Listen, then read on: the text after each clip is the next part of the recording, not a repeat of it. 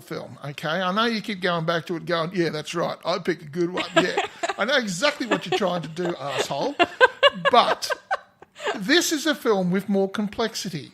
And because it's... No, don't give me the raised eyebrow. Because it's got more complexity, therefore you, the audience, have to work harder at it. I'm sorry, you can't have it all just laid out there in front of you. And if you say, but I must do that, then you're going to have a certain amount of idiocy for the rest of the films that you watch for the rest of your life.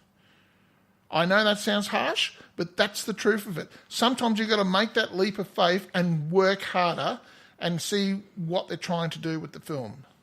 And what are they trying to do with the film, Paul? They were trying to show... Oh, jeez. I guess I had that coming, didn't I? All right. I feel like I'm fishing. with a shotgun. Pull! No, look, it's very simple. Yeah, it is very simple. That's called Love Actually, because it's a very simple show, isn't it? It is. All of them. I thought you meant Death at a Funeral was very simple. Death of a Funeral is not. It's got a lot of little subplots going on, and it does it all at once inside this huge cacophony and chaos that is happening inside this house that has got an overall structure over the top of it where everybody's supposed to be behaving properly because it's a very serious thing being at a funeral, you know, and there's complete madcap chaos going on all around them. And because of that, I find it hysterical. Okay. Because there is nothing better than having the pomposity of life being smashed out of you by the ludicrousness of reality. All right. You're just, okay, fine. Fine. I thought some of the jokes were just, because, for instance, when they walk in with the, I'm going to do some spoilers here, I'm very sorry, everyone listening. No, this is what we're here for. When they walk it in, I thought, I can just see him going, oh, that's not the right guy. And guess what? It wasn't the right guy, and they had to take it back. People don't listen to this podcast. I've come to realise they don't listen to it. It's because we treat these movies gently. We smash the crap out of them. Not true. We've said great things about some movies. Well, we do, but we usually put spoilers in left, right, and centre. So people aren't listening to find out. Oh, should I watch that? You know, that's not what's happening here. People generally tend to listen to us just belting the crap out of these movies and having spoilers being thrown out all over the place. Now, the ones that don't, they've gone.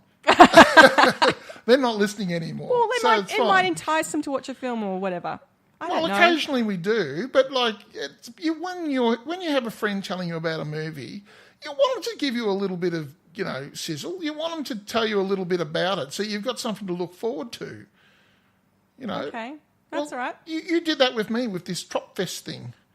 Yes, I did. You did. You gave me the whole bloody plot, for Christ's sake. And I knew exactly what was going to happen the whole way through it. And we're going to have issues over that. Anyway, but that's the movie we're not discussing at the moment. Well, we will be. Don't worry about that. And Death at a Funeral had so many great actors in it. It did. And it was an interesting idea. I just found... It was a well-executed idea, and you thought not. No. Okay. I found some of the jokes a bit cheap or not done properly. And some of the characters weren't explored enough as to... And some of them just didn't make sense. Pip, I've grown as a human being. and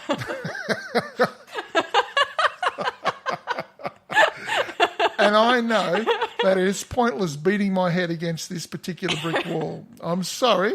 So I ain't going to build the wall. It's not going to happen. Okay.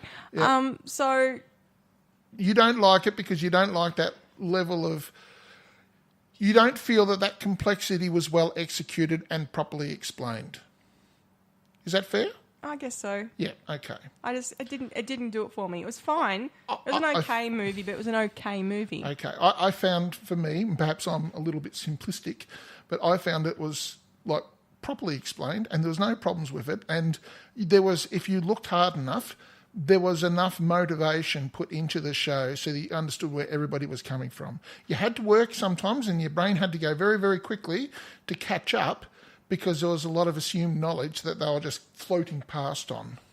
And you had to go, and sometimes further down the track, the penny would drop, but you'd had to remember what was going on previously, and then it all starts to slot into position.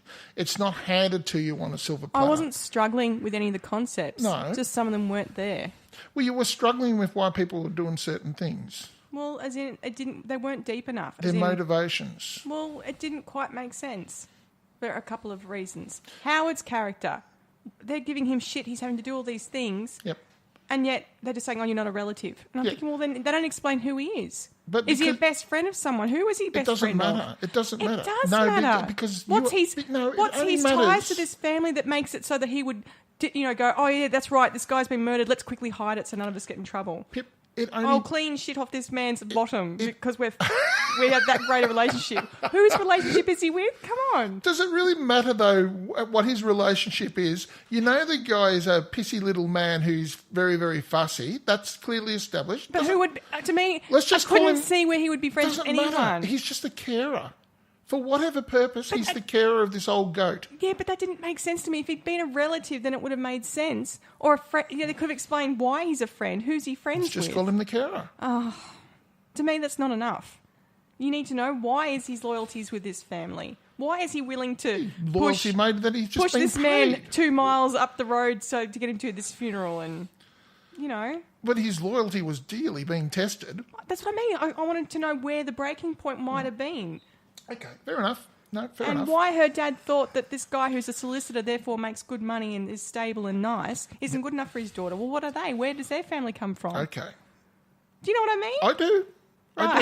I do. And look, they're fair comments. And in me arguing, my voice is going a lot quicker, and I'm sorry. Yes, I know. And you seem quite passionate about the because you're giving me looks now. No, I don't believe I am. I'm mildly entertained by all of this. Because it's filling in little holes in my head of your particular character and how you look at movies and approach these sort of things. And I thought you already knew this. I found when you didn't like the death of Stalin, no, hang on, let me just explain. I found when you did not like Death of Stalin, I was mortified by that, and I couldn't understand why because it was such a brilliant film. Now I understand. I get it, and that's fine. And it's not and I'm not slamming you or saying that you're a defective person in any way.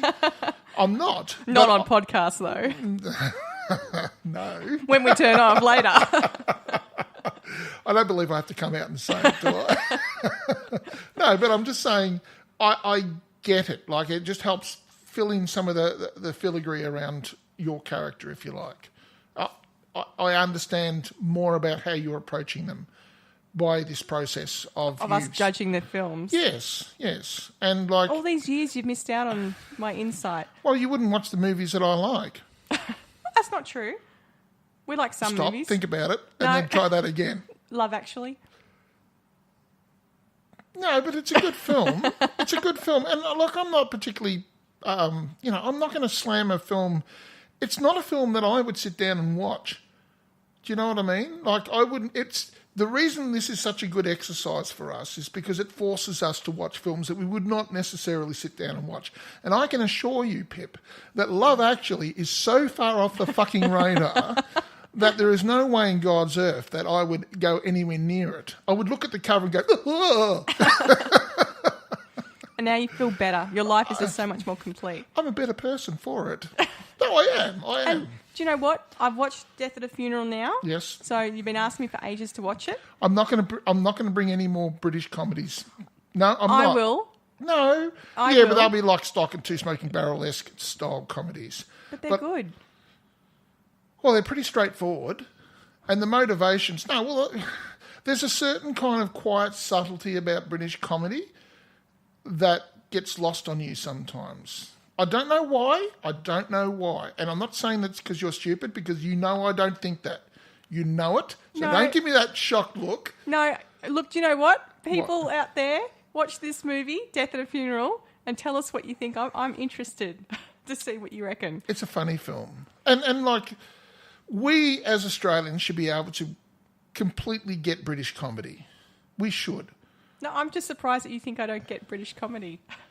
No, I think that you don't get a certain style of British comedy. The really quiet, subtle style that at a funeral, and the death of Stalin. Anything that is a British comedy that's got death in the title, right? Or a fish called Wanda or something like that. I like a fish called Wanda.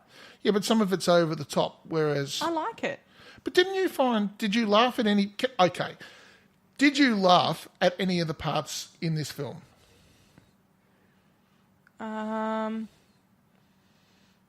Just the silliness of what's the character's name? Simon. Simon's yes, who is in Andy Tudyk, who is one of the main characters of Firefly.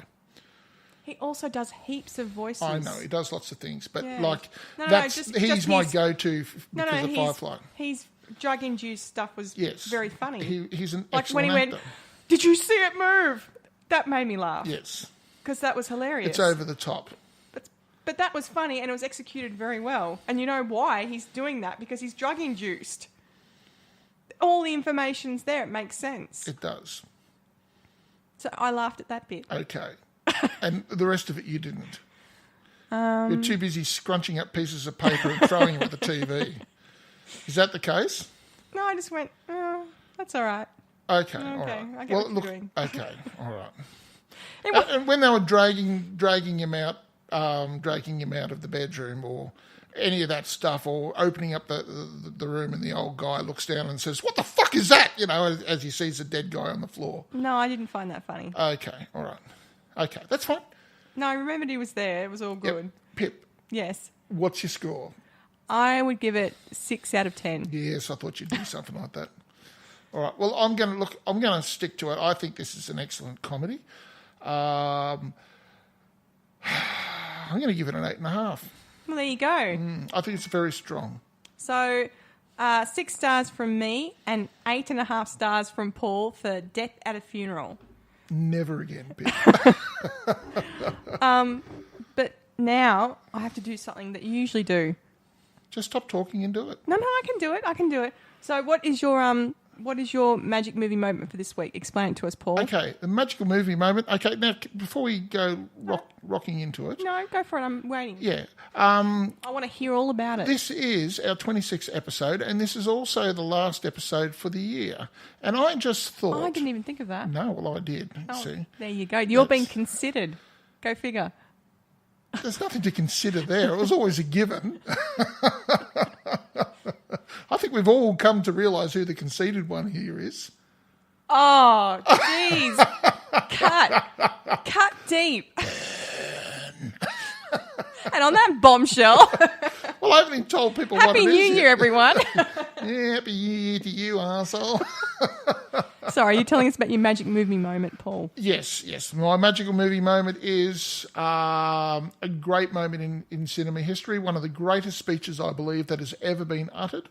And one of the reasons it's such a great speech is because it appeals to one of my strongest beliefs that we are a species, not a collection of nations.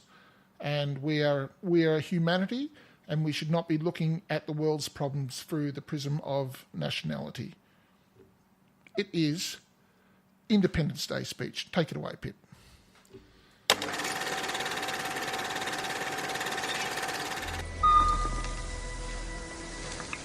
Good morning. In less than an hour, aircraft from here will join others from around the world. And you will be launching the largest aerial battle in the history of mankind. Mankind, that word should have new meaning for all of us today. We can't be consumed by our petty differences anymore. We will be united in our common interest. Perhaps it's fate that today is the 4th of July.